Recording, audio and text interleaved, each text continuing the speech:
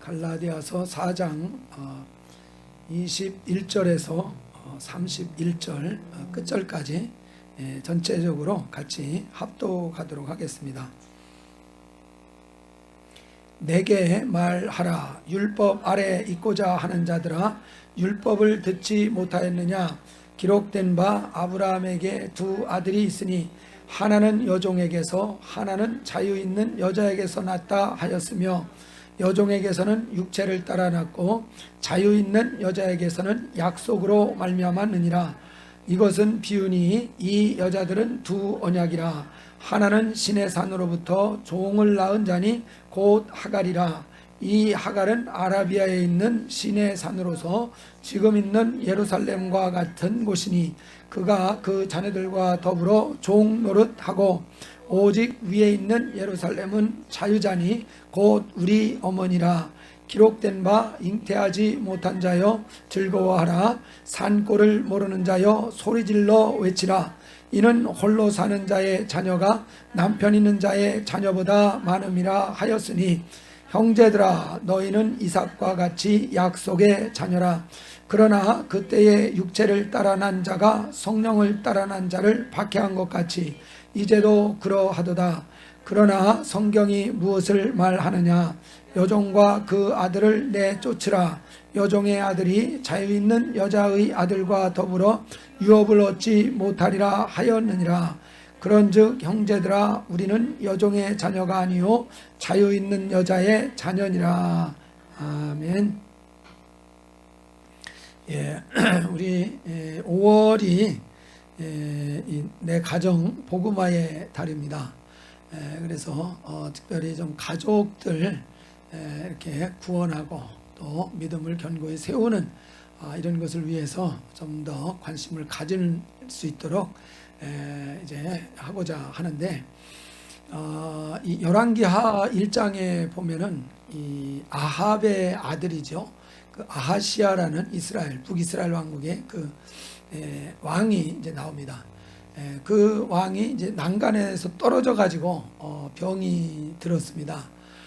그래서 그 병에서 자기가 고침을 받을지 고침을 받지 못할지 그게 궁금하니까 그 에그론에 있는 그 바알세붑이죠. 바알세붑 그 신에게 이제 물어보려고 사신을 보냅니다.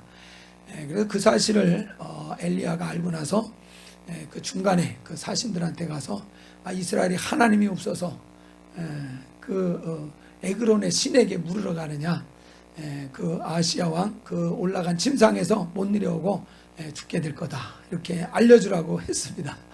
그 얘기를 그 왕이 듣고서 그 선지자가 이제 엘리야라는 사실을 알고 이제 엘리야를 왕궁으로 이제 잡아오라고 그런 거겠죠. 데려오라고 한 얘기가.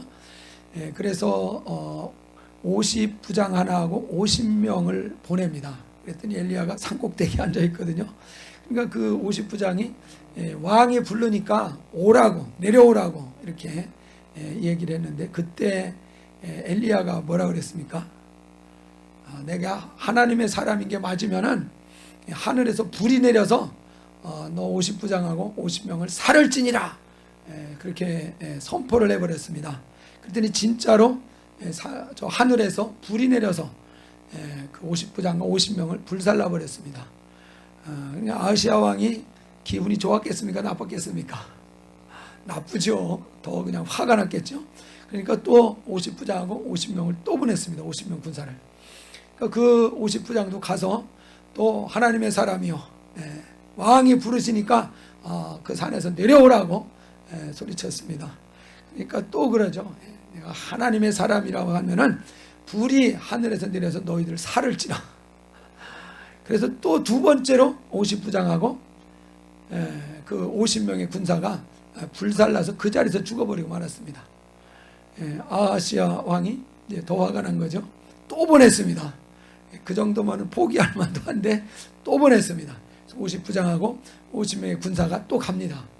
이들이 이 엘리야를 부르러 가는 그 마음이 아마 사형장으로 끌려가는 그런 마음이었을 겁니다. 두 번 다 사람들이 불이 내려서 죽었기 때문에. 그래서 이 세 번째 간, 이 50부장은 엘리야가 보이니까는 그 앞에서 무릎 꿇고 엎드려 가지고 빕니다. 아주 간절히 빕니다. 자기의 생명과 자기 부하 50명의 그 생명을 귀히 봐달라고 간곡히 요청을 합니다. 불쌍히 여겨달라고. 그러면서 이제 왕이 부른다는 것을 이야기를 합니다. 정말 그 모습 속에서 이제 하나님께서 그것을 보고서 두려워하지 말고 엘리야 보고 따라가라고 이렇게 말씀을 합니다. 그래서 그들은 살아나는 것을 볼 수 있습니다. 참 여기에서 이 50부장은 자기 목숨만 살린 것이 아니라 50명의 자기 부대원까지도 다 살렸습니다. 그것은 어떻게 해서 살았습니까? 정말 그 엘리야 앞에서 무릎 꿇고 엎드려서 비는 겁니다. 살려달라고. 자기 목숨만이 아니라 이 50명의 목숨을 귀히 봐달라고 그러면서 간절히 정말 간청을 할 때 그 하나님께서 분명히 응답하신 사건인 줄 믿습니다. 그래서 엘리야로 하여금 두려워하지 말고 가도록 이렇게 말씀을 하고 있습니다. 그래서 그 사건을 참 생각하면서 이 50부장이 깨어 있으니까 50부장이 겸손하고 50부장이 엎드려서 정말 부르짖으니까 그 휘하에 있는 50명도 죽지 않고 그 생명이 보존되는 이런 역사가 있었고, 그 앞에 왔던 2명의 50부장은 그 50부장이라는 조그마한 권세를 가지고 그 하나님의 정말 종 앞에서 정말 자신 있게 정말 내려오라고 자기 50부장의 권위로 말하다가 정말 자기도 죽고 그 50명의 자기 군사까지도 다 참 망하게 되는 이런 그 일들이 참 있는 것을 이제 보면서 정말 하나님 앞에 어떻게 정말 어떤 자세를 좀 내가 가져야 될 것이냐, 이런 것들을 좀 생각했습니다. 그래서 우리 가족들 생명도 정말 귀히 보시고 내 생명도 귀히 보셔서 그들을 정말 살려주시고 보존해 주시도록 50부장처럼 우리가 좀 부르짖어 기도한다면 주님께서 내 생명도 살려주실 뿐만 아니라 내 가족의 생명도 분명히 살려주시고 정말 하나님의 기뻐하시는 길로 이끌어주시는 그런 그 응답이 분명히 있을 줄 믿습니다. 옛날에 하나님이 동일하게 오늘날도 살아계시고 정말 그 엘리야의 하나님이 동일하게 우리의 하나님이시기 때문에 그렇습니다. 그래서 하나님이 정말 역사하시도록 정말 응답하시도록 정말 기도하는 것, 하나님이 멀리 계시거나 하나님의 능력이 없으셔서 응답을 못하시는 게 아니라 분명히 살리고자 하시는 그것이 또한 하나님의 뜻일 텐데 정말 그들을 살리고자 중간에 서서 정말 중보하는 이런 사람을 오히려 하나님이 찾으시지 않나 싶습니다. 성경에 찾으신다고 실제로 나오고 있습니다. 그래서 이 소돔 고모라가 멸망하게 될 때 사실 그 멸망한다는 소리를 아브라함이 듣고서 하나님께 이제 요청을 합니다. 그것도 어떻게 보면 중보하는 그런 기도의 모습일 것입니다. 소돔 고모라를 멸망시키려고 한다 그러니까 그곳에 의인이 정말 50명 있으면 그 의인까지도 같이 멸망시킬 것입니까? 그 말은 의인이 있으면은 멸망시킬 수 없지 않습니까? 그러면서 마치 그 소돔과 정말 하나님 그 중간에 아브라함이 선 것이죠. 그래서 그 소돔이 멸망하지 않도록 중보기도하는 그런 그 모습입니다. 그러면서 45병으로 줄이고 또 줄이고, 그래서 10명만 있으면 살려주세요. 10명만 있으면 살려주세요. 그것까지도 하나님이 사실 받아들이셨지요. 그런데 그 소돔에 의인이 10명이 사실은 없었습니다. 거기서 빠져나온 사람이 4명인데 그 중에 1명은 또 그 미련을 못 버려가지고 중간에 탈락해 버렸습니다. 결국은 소돔성에서 정말 3명밖에 하나님의 긍휼을 입을 만한 사람이 3명밖에 없었다는 것을 보여주고 있습니다. 그래서 소돔이 멸망한 것은 그들이 악해서 멸망한 것이기도 하지만은 우리가 잘 아는 것처럼 의인 10명이 없어서 그 소돔성이 결국은 망하는 이런 그 결말을 맞이했다는 거 우리 잘 알고 있습니다. 그래서 정말 우리가 비록 세상이 아무리 죄악이 관용한 그런 그 시대라 할지라도 바로 정말 하나님이 원하시는 의인이 있다면 정말 하나님과 그 죄인 사이에 서서, 근데 우리는 그 사이에 서려고 하지 않고 죄인을 그냥 죽이려고 하는 그런 편에 있었죠. 바로 그런 사람이 아니라 정말 중보자로서 서서 정말 부르짖어서 대신 정말 회개하는 이런 그 사람으로 하나님 앞에 정말 서는 것을, 그런 사람을 분명히 찾으실 줄 믿습니다. 그래서 내 가족이 너무나 완악해서 도대체 말을 안 들어먹는다고 그래서 가족을 어떻게 보면은 좀 원망스럽게 이렇게 여겨지는 경우도 사실 많이 있습니다. 근데 가족들이 왜 그렇게 말을 안 듣는 사람이 됐을까를 좀 생각해 봐야죠. 왜 이렇게 마음이 다치고 악해진 것 같습니까? 도대체 누구 때문에 그런 겁니까? 돌이켜보면은 내 책임도 있습니다. 뭐 100%라고까지는 뭐 이렇게 뭐 말한다는 건 억울할 수도 있겠지만은 분명히 정말 우리 자신, 그게 문제는 내가 모른다는 게 더 큰 문제죠. 내가 그런 역할을 아무리 생각해도 그런 역할을 하지 않은 것 같은데 그런 생각 들지 않습니까? 나같이 착한 사람이 그저 위에서 기도나 했지 내가 무슨 정말 상처를 주고 힘들게 했는가. 그거는 정말 내가 그만큼 선한 사람이라서가 아니라 정말 죄짓고도 그 죄진 줄을 모르는 그런 정말 불쌍한 죄인이라서 분명히 그렇습니다. 분명히 그 잠언 27장 19절이죠. 사람은 비춰주는 거울이다 그랬습니다. 가장 나를 선명하게 잘 비춰주고 있는 대상이 누구겠습니까? 가족입니다. 가족. 가장 나를 비춰주는 것을 선명하게 비춰주고 있는 사람들이 가족들입니다. 근데 가족이 마음이 닫혀 있다는 것은 결국은 그것이 가족의 모습이 아니라 나의 그 모습이구나 하는 것을 억울한 것 같지만은 정말 인정하는 것부터 시작해야 문제가 풀려가는 것을 봅니다. 그것이 내 모습이 아니라고 변명할 때는 참 그것이 이렇게 뭔가 풀리는 어떤 그 이렇게 해결의 실마리가 사실 풀려지지 않게 되는 것 같습니다. 그것이 정말 나를 비춰주는 그런 그 거울에 비춰진 나의 모습이라는 것들을 정말 인정하면서 나아갈 때 이제 해결의 실마리가 풀려질 것이고, 그런 모습이 정말 내 안에서 깨달아지기 시작하는 역사가 나타나는 것을 봅니다. 그래서 이게 깨달아지기 시작하면 뭔가 변화가 시작되는 걸 봅니다. 저도 상당히 의인이라고 생각을 했거든요. 이거 그래서 주변 사람을 많이 정죄한 것 같아요. 정죄한다기보다도 교육을 좀 많이 시키려고 그랬던 것 같아요. 다른 사람들이 영 시원찮아.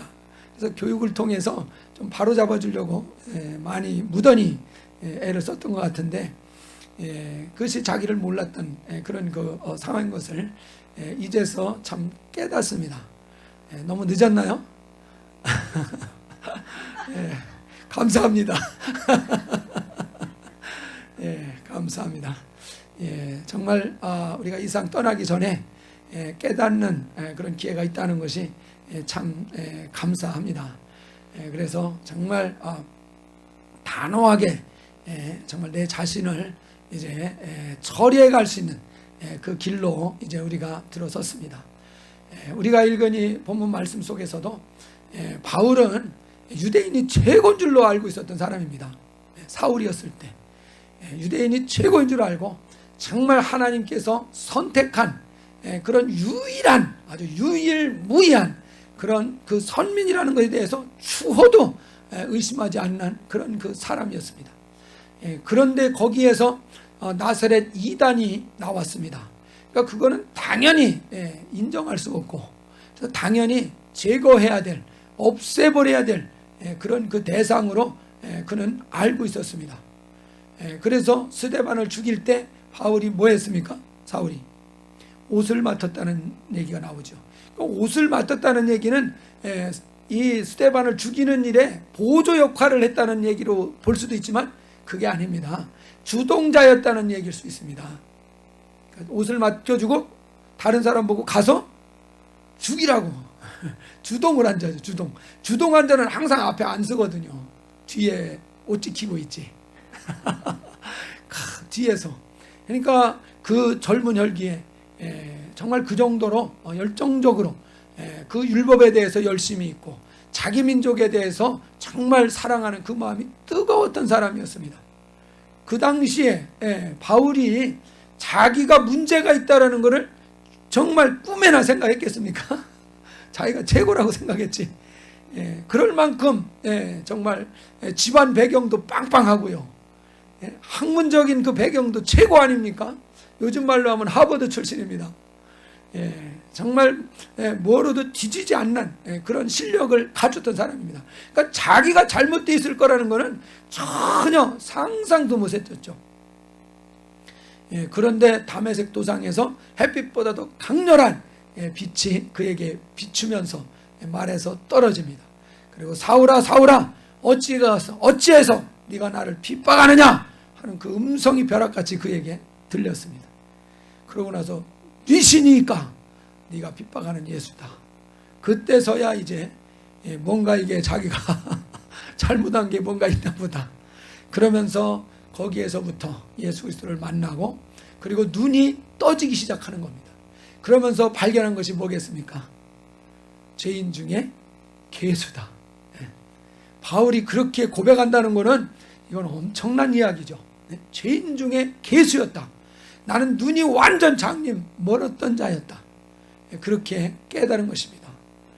그래서 오늘 본문에서 자기 유대인을 비유할 때 누구로 비유를 하고 있냐면은 하갈에다가 비유를 하고 있습니다.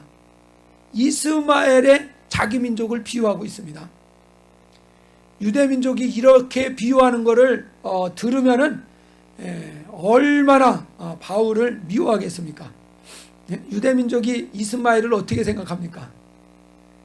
분명히 아버지가 같기 때문에 형이잖아요. 그렇지만 이스마엘에 대해서 감정이 매우 안 좋습니다. 완전히 아주 원수지간이죠. 원수지간. 그래서 정말 자기들을 그러니까 이스마엘을 버려버리시고 자기 이삭 자기 민족을 택하셨다는 그 자부심이 하늘을 찌르고 있는데 여기에서 비유하신 말씀에 보면은 자기 민족은 하갈이 낳은 이스마엘이다 이렇게 비유를 하고 있습니다. 그리고 예수를 믿는 사람은 어떤 위치냐? 사라에게서 태어난 이삭의 위치에 있는 것이 예수 믿는 사람들의 위치다. 이렇게 성경을 풀어가고 있습니다. 이거 엄청난 이야기를 하고 있는 것입니다. 유대인들한테 괜히 돌맞는 게 아닙니다. 바울이 이렇게 유대인을 정말 비하하는 이런 그 발언들을 서슴없이 하니까 바울이 공격 대상이 되는 거죠. 이런 그 비유를 할 수 있다는 것은 정말 자기 민족에 대한 자부심과 긍지가 하늘을 찔렀던 사람이 자기가 죄인 중에 괴수였다는 것을 발견하고 통렬하게 자복하고 회개하면서 그가 완전히 변화되었기 때문에 이런 그 비유들도 가능하게 되어졌습니다. 이런 것이 쉽게 되어진 일은 결코 아닐 것입니다. 그래서 여기에서 특별히 이런 비유를 하는 이유도 이방인인 이 갈라디아 사람들의 신앙이 지금 어떤 그 위치인지 이것을 깨우쳐 주려고 이런 그 비유를 풀어서 해석을 해서 가르쳐 주는 겁니다. 이 갈라디아 사람들이 분명히 정말 복음을 듣고 예수 그리스도를 믿고 그래서 거듭나고 성령까지도 체험하는 이런 신앙으로까지 나아간 것입니다. 그러니까 완전히 정말 거듭나서 하나님의 자녀되는 그 영광에까지 분명히 이르는 사람들입니다. 그런데 유대인 기독교인 중에 그 갈라디아 지방에 가서 그거 가지고 부족하다. 너희들도 할례를 받아야 되고 그리고 율법을 따라서 안식일도 지켜야 되고 정말 절기도 지켜야 된다. 그래야지 하나님 앞에 온전한 모습이 되어진다 하는 식으로 가르치는 사람들이 있었습니다. 다시 말해서 이 갈라디아 이방 사람이지만은 예수를 믿으려면은 너희들도 유대인이 되어야 된다, 그 말을 가르친 것입니다. 그러니까 유대인화 시키려 하는 그리스도인들의 그 가르침이 들려지니까 그들이 생각할 때 이 유대교에서 이 예수가 나왔으니까 뭔가 유대교가 더 어른이고 먼저 더 있었던 거니까 정말 더 선배이고 원조인 것처럼 이렇게 생각이 될 수 있지 않습니까? 그러니까 거기가 원조라고 그러니까 거기로 또 가야 되는 것처럼 이렇게 생각을 하는 겁니다. 바로 그런 사고들을 이제 바로잡아 주기 위해서 그런 비유를 한 것입니다. 우리가 본문 앞부분에 갈라디아서 4장 8절 이하에 보면은 그러나 너희가 그때에는 하나님을 알지 못해 본질상 하나님이 아닌 자들에게 종노릇 하였더니, 우상 숭배하는 이방인들이니까 우상 숭배하는 자들이었죠. 이제는 너희가 하나님을 알 뿐 아니라 더욱이 하나님이 아신 바 되었거늘. 하나님이 그들을 어떻게 아셨습니까? 자기 자녀로 받아들여서 알게 되셨습니다.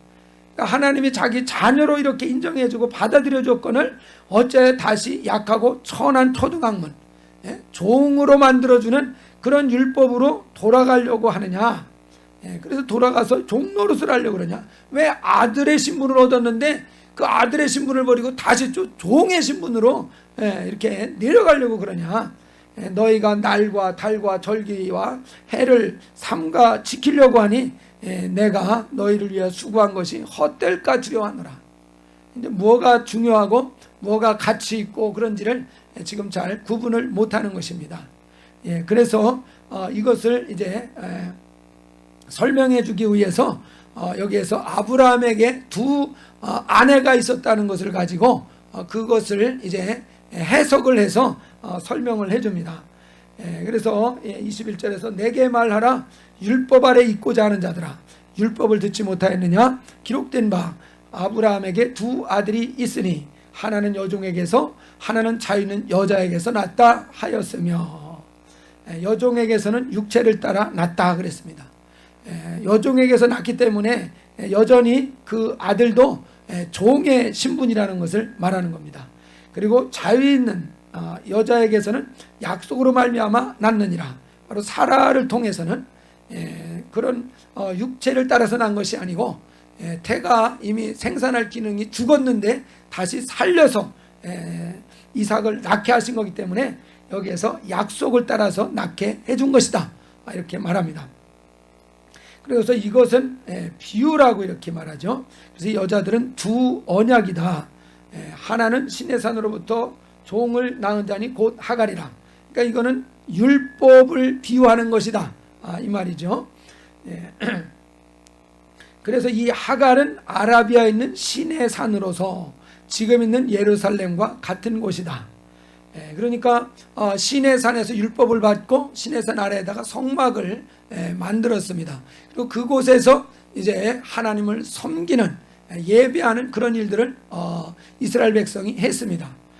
그 연장선상에서 이제 예루살렘에 이제 성전을 짓고 그 성전에서 하나님을 섬기고 있습니다. 그것도 여전히 종으로서 하나님을 섬기는 그런 입장은 달라지지 않았다는 것을 표현하기 위해서 시내산으로서 지금 있는 예루살렘과 같은 곳이다. 이제 땅에 있는 그 예루살렘과 같은 곳이다. 그래서 그가 그 자녀들과 더불어서 종노릇하였다. 하갈이 자기 아들과 더불어서 종노릇한 것과 같이 이스라엘 백성들도 이제 모세처럼, 모세도 하나님의 종이라고 그러지 않습니까? 그 모세처럼 하나님 앞에 종노릇을 한 상태다. 그렇지만은 26절에 보면 오직 위에 있는 예루살렘은 자유자다. 곧 우리 어머니니라 그랬습니다. 바로 우리를 낳아주시는 이런 일을 한 것은 위에 있는 예루살렘이다, 이렇게 표현을 했습니다. 여기에서 바울이 위에 있는 예루살렘이라고 합니다. 하늘에 있는 예루살렘을 말하고 있습니다. 바울이 어떻게 하늘에 예루살렘이 있는 것을 알았을까요? 바울은 셋째 하늘에 끌려 올라간 적이 있습니다. 셋째 하늘에 끌어올려가서 자기가 눈으로 정말 말로 표현할 수 없는 것을 봤다고, 그렇게 이제 고린도후서 12장 1절 이하에서 말하고 있지 않습니까? 그때 셋째 하늘에 끌려가서 본 것 중에 하나가 틀림없이 새 예루살렘 성의 그 영광을 봤을 것입니다. 그러니까 바울이, 야, 하늘에 이게 진짜 하나님이 원하시는, 주기 원하시는 그 새 예루살렘 성이구나, 이게 진짜 하나님이 주시려고 하는 그 유업이었구나 하는 그 실상을 그가 본 것이죠. 그래서 바울은 위에 있는 예루살렘이라는 그 표현을 하고 있습니다. 하늘에 있는 영원한 그 예루살렘이 있다. 그 예루살렘을 이제 얻게 되는 그런 그 하나님의 자녀들은 누구냐? 바로 예수 믿는 너희들이다 하는 그것을 지금 여기에서 가르쳐 주고자 하는 것입니다. 바로 이스라엘 백성들은 예루살렘 성 안에 성전이 있는 것에 대한 자부심이거든요. 그들의 자부심은. 그러나 하나님의 정말 자녀, 예수 믿어서 거듭나서 하나님의 자녀가 된 자들에게 예비하신 곳은 정말 땅에 있는 성전이 아니라 하늘에 있는 정말 새 예루살렘 성전이 있고, 그곳이 우리가 받아야 될 그 유업이라는 것을 강조해 주려고 하는 겁니다. 그래서 그것이 더 온전하고 정말 영원한 것이라는 것을 갈라디아 교인들이 잘 알기를 원하는 것입니다. 그래서 이제 27절에 보면은 기록된 바 잉태하지 못한 자여 즐거워하라, 산고를 모르는 자여 소리질러 외치라, 이는 홀로 사는 자의 자녀가 남편 있는 자의 자녀보다 많음이라 하였으니. 이 말은 그 사라가 자녀를 이삭을 낳았습니다. 이 이삭을 낳은 것은 남편의 힘으로 낳은 것입니까? 하나님의 능력으로 낳은 것입니까? 하나님의 능력이죠. 물론 남편을 이용을 하신 것이기는 하지만은 하나님에 의해서 자녀를 낳도록 하는 이런 그 놀라운 역사를 사라가 경험을 했습니다. 그래서 여기서는 남편 없는 홀로 사는 자녀라, 홀로 사는 사람이다, 이렇게 그 사라를 표현을 하고 있습니다. 이것은 또 예수님을 표현하는 것이기도 합니다. 예수 그리스도께서 십자가에서 달려 죽으실 때 오직 한 분 예수 그리스도께서 십자가에 달려 죽으셨습니다. 그랬을 때 그가 죽으시고 부활하심으로 말미암아 거듭나서 하나님의 자녀가 탄생하는 것이 엄청나게 많이 이제 일어나게 되는 그런 역사가 나타난 것을 우리가 알고 있습니다. 그래서 정말 한 분이 죽으셨지만은 많은 자녀들을 얻게 되는 이런 그 역사가 일어났습니다. 그래서 이사야서 53장에서 봤죠. 그가 씨를 보게 된다는 표현이 나오고 있습니다. 그가 고통을 당하고 십자가에서 죽으시고 부활하시고 나면 씨를 보게 된다. 그래서 정말 예수 그리스도 홀로 이제 죽으셨지만은 그를 통해서 많은 자녀들이 출생하게 되어졌습니다. 그래서 이 갈라디아 사람들이 그 믿음을 통해서 얻은 자녀의 그 신분이 유대인들이 가지고 있는 그 종의 신분보다 훨씬 더 뛰어나고 온전한 축복이라는 것을 이 말씀은 잘 보여주고 있습니다. 그런데 문제는 이제 28절부터죠. 형제들아, 너희는 이삭과 같이 약속의 자녀들이다. 그러나 그때의 육체를 따라 난 자가 성령을 따라 난 자를 박해한 것 같이 이제도 그러하도다. 그러니까 이스마엘이 이제 이삭이 태어남으로 인해서 자기가 정말 아브라함의 그 유업을 이어받을 수 있는 그런 조건이었는데, 이삭이 태어나는 바람에 유업을 잇는 것이 이제 위기가 닥친 것이죠. 그리고 자기가 이제 유업을 이삭에게 뺏기게 되는 이런 그 상황이 되어졌습니다. 그러니까 이스마엘의 입장에서는 이삭이 곱게 보일 수가 없죠. 저거만 안 태어났으면은 이 집안에서 자기가 후계자인데, 자기가 유업을 이을 자인데, 저게 어떻게 태어나는 바람에, 태어날 수도 없는 조건에서 어떻게 저게 태어나가지고 자기의 그 정말 후계자의 위치가 이제 박탈되게 되는 이런 상황이 됐으니까 이제 이삭이 이제 미울 수밖에 없죠. 그래서 이삭을 놀리고 이제 핍박하는 이런 일들이 이제 일어났었습니다. 그런 것과 똑같이 바로 이스라엘 백성들이 예수 믿는 하나님의 자녀들을 핍박하는 그런 일들이 이제 일어나고 있다는 것을 이제 그 상황을 가지고 설명을 하고 있습니다. 그렇지만 30절에 성경이 무엇을 말하느냐? 여종과 그 아들을 내쫓아라. 여종의 아들이 자유 있는 여자의 아들과 더불어 유업을 얻지 못하리라 하였느니라. 그래서 사실 그 이삭과 이스마엘의 그 갈등의 원인도 이 유업 문제였다는 것을 알 수 있죠. 그래서 유업을 같이 얻을 수 있는 조건이 아니기 때문에 바로 자격이 안 된다는 것입니다. 이스마엘은 자격이 안 되기 때문에 자격 안 되는 자가 계속 자격 있는 사람을 핍박할 때 그 자격 안 되는 사람을 쫓아내라, 이렇게 말씀을 하고 있습니다. 그러면서 이제 31절에서 그런즉 형제들아 우리는 여종의 자녀가 아니다. 바로 율법을 따라서 난 하나님의 종들이 아니다. 우리는 자유 있는 그 여자의 자녀다.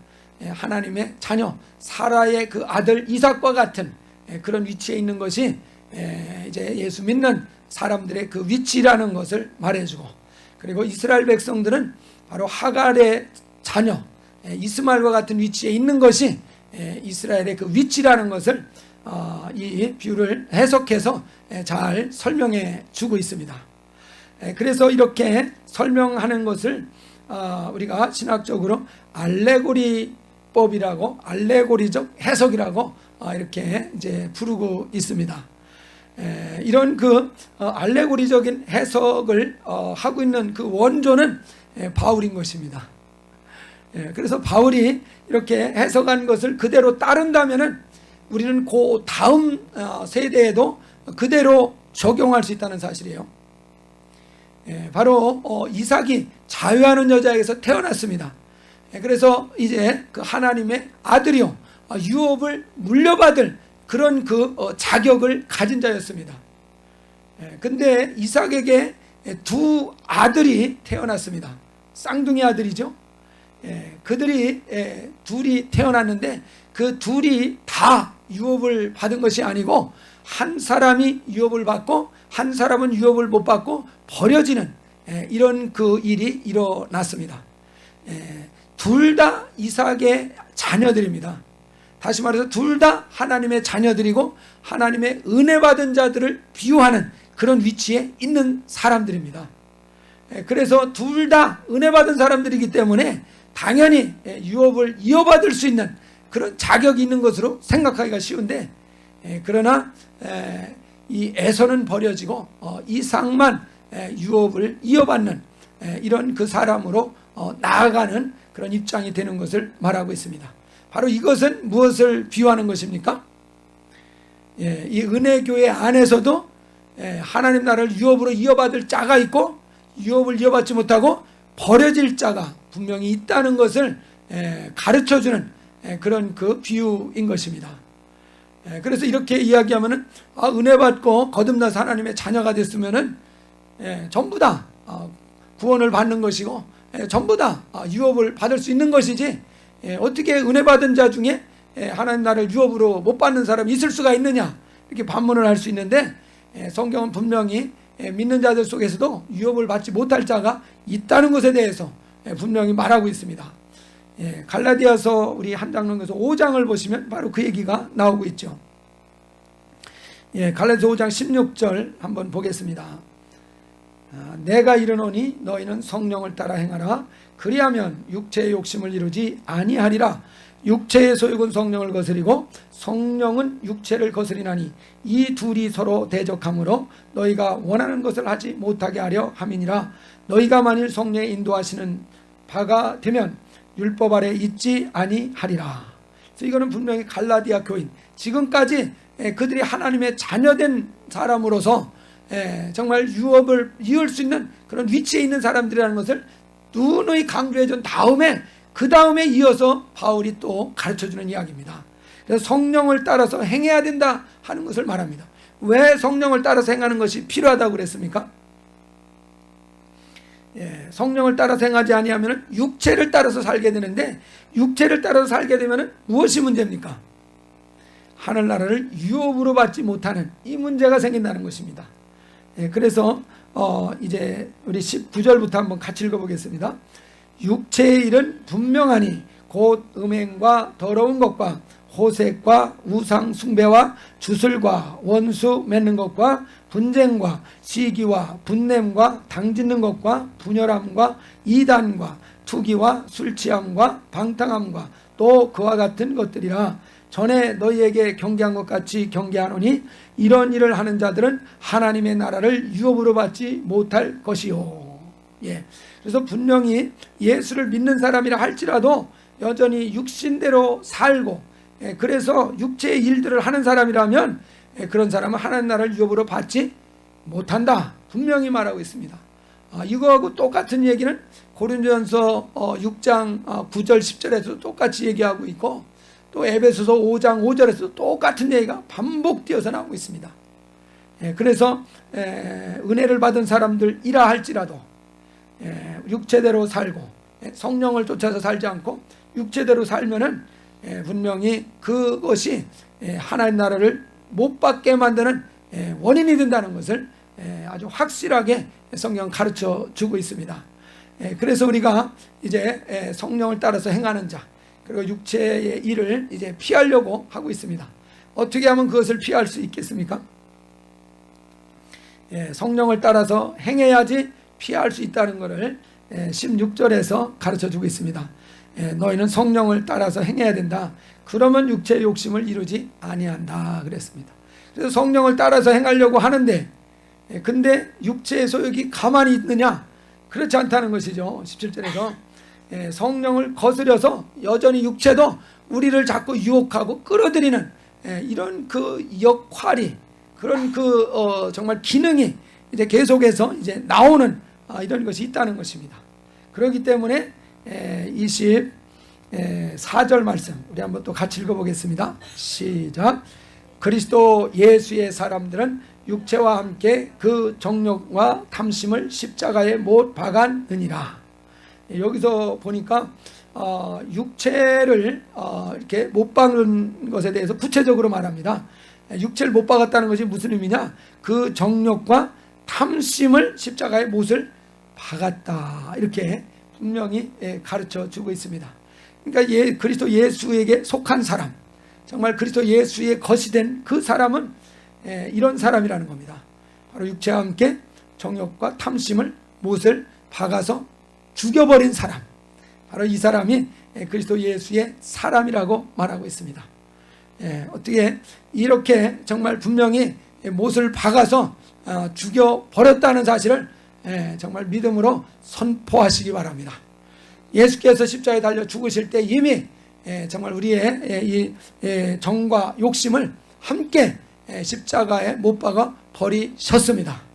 바로 이것을 우리가 분명하게 인정하고 시인하는 것이 우리의 믿음입니다. 그런데 이러한 믿음을 우리가 가지고 있는데 여전히 우리 안에서 이런 정과 욕심이 나옵니까 안 나옵니까? 기회만 되면 막 또 이렇게 뭔가 작동이 되거든요. 막 일어납니다, 이것이. 그러면은 이거는 안 죽은 거 아니냐, 이렇게 또 생각이 되잖아요. 죽었다 그랬는데 이거 안 죽었네, 이거. 분명히 살아있네. 그러면은 정말 그리스도 앞에서 옛사람이 못 박혀 죽었다고 한 성경 말씀이 잘못된 것인가? 성경 말씀이 잘못된 것인가? 아니면 내 육체가 잘못된 것인가? 어디가 잘못된 것이겠습니까? 성경 말씀이 잘못될 수는 없죠. 바로 내 육체 안에 그렇게 솟아나는 정과 욕심을 일으켜내는 그것은 내가 아니라는 사실을 인정을 해야 된다는 것이요. 내가 아니면 누구요, 그놈이? 내 안에 있는 죄다, 내 안에 있는 악한 자다, 이렇게 로마서 7장에서 가르쳐주고 있습니다. 그래서 우리는 날마다 정말 이 죄와 싸워야 되는 이런 입장, 이거는 내가 아니기 때문에 싸움의 대상이 되는 겁니다. 바로 악한 자가 그 배후이기 때문에 그 악한 자를 향해서 우리가 대적하고 싸우는 이런 길로 이제 나아가는 것입니다. 그래서 우리가 지난 주일에도 자기를 제물로 드리는 이런 것이 영적 예배다. 우리 정말 영원한 복음을 깨달은 자는 하나님 앞에 드리는 예배가 어떤 예배냐? 바로 자기를 산제물로 드리는 이런 예배를 드리는 사람이 정말 영원한 복음을 아는 자가 드리는 예배의 그 방식이라는 것에 대해서 설명을 드렸습니다.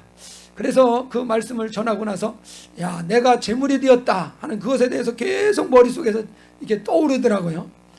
제물이 되었다. 제물이 되었다. 그러면서 이렇게 제물이 되었다 그러면은 이제 더 이상 내가 이제 살아있지 않고 죽었다는 그런 의미 아닙니까? 제물로 드렸으니까. 그러면은 이제 내가 죽은 것이기 때문에 이제 반응하는 이런 것들이 없어져야 정상이겠구나. 그래서 정말 그 구약시대 때 이 양을 끌어다가 제사장에게 제물로 넘깁니다. 그러면은 이제 양을 가져온 사람이 이제 그 죄인이 그 양에게다 머리에다 손을 얹지 않습니까? 그래서 자기의 죄를 다 곳에 이제 양에게 옮깁니다. 그러면은 제사장이 그 제물을 어떻게 합니까? 죽입니다. 칼로 죽이는 것입니다. 근데 칼로 죽일 때 양이 반항합니까? 전혀 반항하지 않습니다. 아프게 찔른다고 뭐라고 원망합니까? 전혀 그러지 않습니다.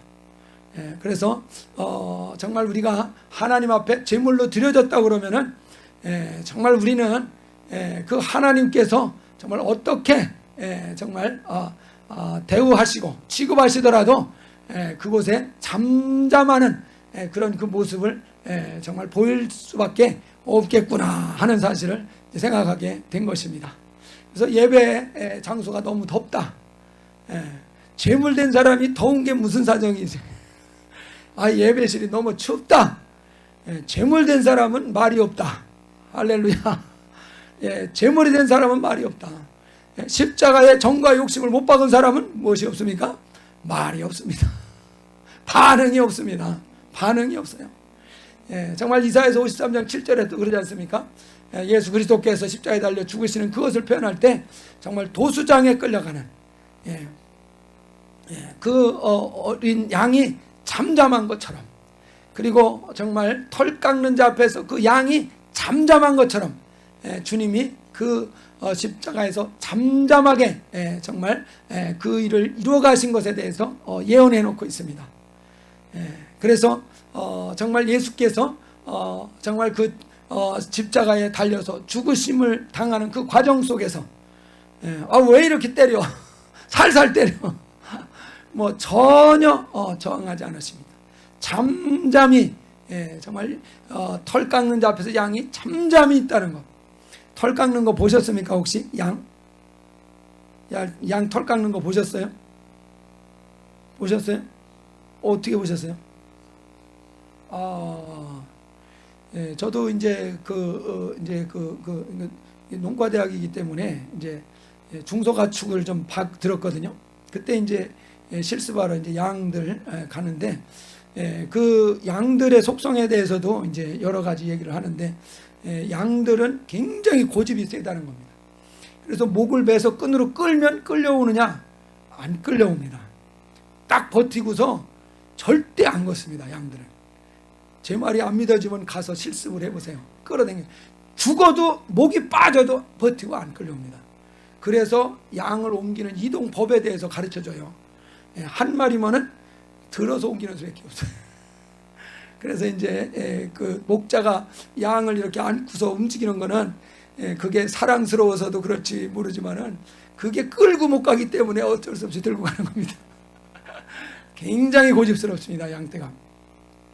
근데 그 가서 진짜 털 깎는 걸 봤거든요. 깎는 사람이 가위로 가죽을 빕니다. 잘못하면. 그럼 쭉 벗어집니다. 이렇게 쭉 이렇게 벌어져요. 그러면은 좀 다른 짐승 같은 움찔이라도 하잖아요. 근데 전혀 미동도 없습니다. 자기 가죽이 쭉 찢어져서 벌어지는데도 조금도 미동도 안 해요. 보면은 고만히 좀 가만히 있어요. 예. 아니 어떻게 저렇게 미련스럽게 저러고 있나? 저렇게 미련스러울 수가 있나? 예. 정말 안 아픈 건지 조금도 반응이 없습니다. 실제로 자를 때 그때 실수로 쭉 그거 가지고 쫙 벌어지는 걸 봤거든요. 근데도 조금도 반응을 안 합니다. 예, 그래서 정 깎는 자 앞에서 잠잠한 같이, 그 표현이 정말 실감이 나요, 저는. 예, 그래서 아무 말이 없다는 것입니다. 예, 그래서 세상 사람들은 그러잖아요. 야, 바보같이 그런 욕을 먹고도 왜 가만히 있냐? 예, 너도 뭐라고 해줘야지. 그렇게 얘기를 하잖아요.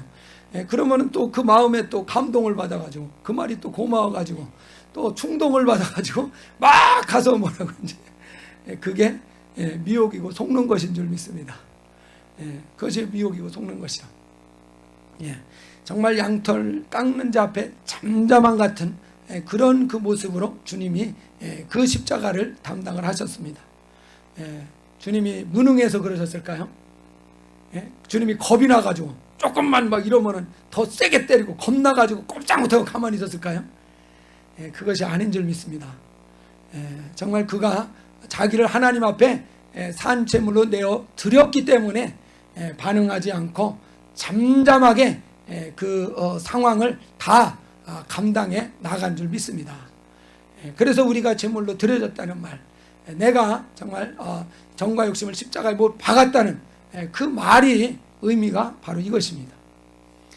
세상에서는 정말 누가 차고 공격하고 손해를 끼치면은 그럼에도 불구하고 그냥 가만히 꼼짝도 가만히 있으면은 저 바보같이 병신같이 뭐 저러고 있어. 그래가지고 세상에서는 막 점점 더 이제 아무렇게나 막 취급을 해버리고 그럽니다. 그래서 사람들이 가만히 보자 하니까 가위를 내서 이기려고 그런다고. 그러지 않습니까? 그러니까 보자 하니까 뭐 사람들이 그냥 아무렇게나 치유한다고 그래서 참다가 끝까지 참지 않고 중간에 막 성내고 화내고 이제 그러는 반응을 보이는 것이 일반적으로 사람들의 세상 사람의 모습인 것 같습니다. 그러나 정말 우리가 그리스도 예수의 사람은 정과 욕심을 십자가의 못을 박은 사람들이라는 것입니다. 바로 제물로 드려진 사람들이라는 것입니다. 그런 그 사람들은 아무리 정말 정말 자극을 주고 피해를 입히는 것 같아도 정말 바보처럼 잠잠히 있는 것이 이렇게 드려진 제물의 모습인 줄 믿습니다. 이것이 제물된 사람의 모습이고 정말 십자가에 정말 자기를 못 박은 사람의 모습입니다. 근데 주변 사람들이 자꾸 충동을 해요. 충동을 해요. 너는 왜 바보같이 가만히 있냐? 바보같이 가만히 있냐? 바보 같아서 가만히 있는 것이 아니라 믿음이 있어서 가만히 있는 것인 줄 믿습니다. 그래서 이 믿음을 가진 자라고 하면은 나는 가만히 있어도 하나님은 가만히 안 있을 줄 믿습니다. 세상 사람이 자꾸 걷어차고 밟고 그러면은 나는 가만히 있으면은 바보같이 보일지 모릅니다. 그러나 하나님은 가만히 안 있고 하나님이 이제 그를 정말 보호하시고 하나님이 이제 그를 이제 정말 그 공격하는 자에 대해서 분명히 하나님이 그를 제재하시는 역사가 있을 것입니다. 분명히 아브라함에게도 약속하시지 않습니까? 여기에서 그들은 하나님을 섬기는 종의 위치라고 이렇게 얘기를 했는데 하나님의 종의 위치에 들어가는 그런 그 아브라함 같은 경우에도 약속하지 않습니까? 너를 축복하는 자를 내가 축복할 것이다. 그러나 너를 해치는 자를 내가 해로 갚을 것이다. 너를 저주하는 자를 내가 저주할 것이다. 분명히 아브라함을 보호하시는 이런 약속을 하셨습니다. 자녀된 우리 정말 그분 앞에 제물로 자기를 기꺼이 말씀을 따라서 내어놓은 사람, 정말 그리스도가 우리를 대신해서 죽었다는 사실을 알고 그것이 내가 죽은 것이라는 것을 인정하고 그래서 정말 털 깎는 앞에 잠잠한 자처럼 그 믿음 때문에 잠잠하게 있는 그 사람을 하나님이 보신다면 하나님이 그를 분명히 지키시고 보호하시고 정말 아브라함을 지키던 그 약속대로 우리를 더 정말 섬세하게 지키시고 보호하시는 역사가 나타날 줄 믿습니다. 근데 우리가 그 약속을 받았으면서도 그것을 믿지 못하기 때문에 정말 우리가 움찔하고 우리가 뭔가 이제 다시 반응하려는 이런 그 생각을 갖고 나아가기 때문에 우리가 이제 하나님의 그 역사를 보는 데까지 나가지를 못하는 것 같습니다. 그래서 우리가 분명히 이 십자가에 정말 못이 박혀진 사람은 어떠한 사람인지, 정말 제물로 바쳐진 사람이라면 어떠한 사람인지 이것에서 잘 이해하시고 정말 끝까지 잠잠한 사람, 정말 말이 없는 이런 그 사람이 되어진다면 사람들이 바보처럼 여긴다 할지 몰라도 하나님께서 그를 지키시고 보호하심으로 오히려 정말 그 사람이 높임을 받는 이런 놀라운 축복으로 이끌어 주실 줄 믿으시기 바랍니다. 그래서 우리가 이렇게 자기를 죽이는 일에 어떻게든 원수는 성공하지 못하게 하려고 그러는 겁니다. 그거 성공하면은 어떻게 됩니까? 유업을 받는 사람이 돼버리거든요. 하늘나라 영광을 그냥 받는 사람이 돼버리고 말거든요. 이스마엘이 배가 아픈 것처럼 마귀도 배가 아픈 것 같습니다. 우리가 그 유업을 얻는 것이 가장 배가 아픈 존재가 저 마귀인 것 같습니다. 그래서 어떤 유혹을 해서라도 나를 죽이는 일을 하지 못하게 실패하게 만들려고 하는 것 같습니다. 바로 이 원수의 유혹을 잘 분별해서 뿌리치심으로 정말 이 하늘에 있는 이 유업을 다 상속받을 수 있는 이 조건을 충족시킬 수 있는 이런 신앙을 가질 수 있기를 주의 이름으로 축원합니다. 기도하겠습니다.